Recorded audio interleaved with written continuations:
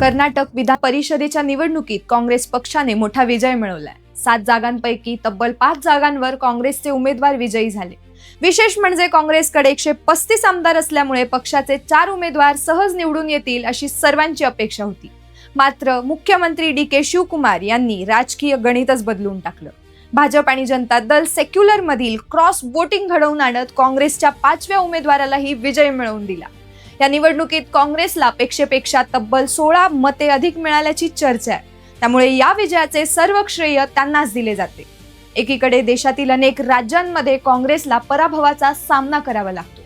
काही ठिकाणी काँग्रेस आणि मित्र पक्षाचे आमदार भाजपाच्या उमेदवारांना मतदान करत असल्याचं चित्र आहे। मात्र कर्नाटकमध्ये परिस्थिती पूर्णपणे उलट आहे।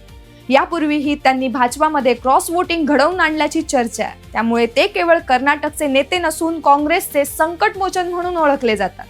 आज ते कर्नाटक सरकारमध्ये महत्त्वाची भूमिका बजावत आहेत, पण अनेक वर्षापासून ते काँग्रेस पक्षासाठी ट्रबल शूटर्स म्हणून काम करत आले।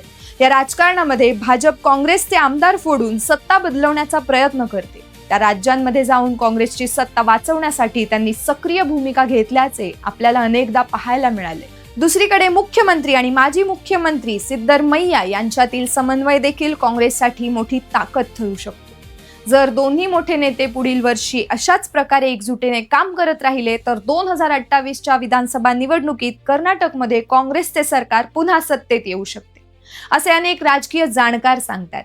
या निकालाने एक गोष्ट स्पष्ट झाली, काँग्रेसमध्ये आज संघटनात्मक ताकद आणि राजकीय व्यवस्थापनाची क्षमता असलेले नेते आहेत आणि त्यामध्ये डी.के. शिवकुमार यांचे नाव सर्वात वरच्या क्रमांकावर घेतलं जाते।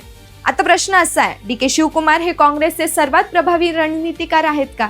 कर्नाटकमधील हा विजय त्यांच्या राजकीय कौशल्याचा पुरावा मानला जाऊ शकतो का? आणि भविष्यात राष्ट्रीय स्तरावरती काँग्रेसमध्ये त्यांची भूमिका आणखी मोठी होऊ शकते का? तुमचं मत आम्हाला कमेंट्समध्ये सांगा। आणि हो, व्हिडिओ आवडला असेल तर लाईक, शेअर आणि सबस्क्राईब करा। धन्यवाद।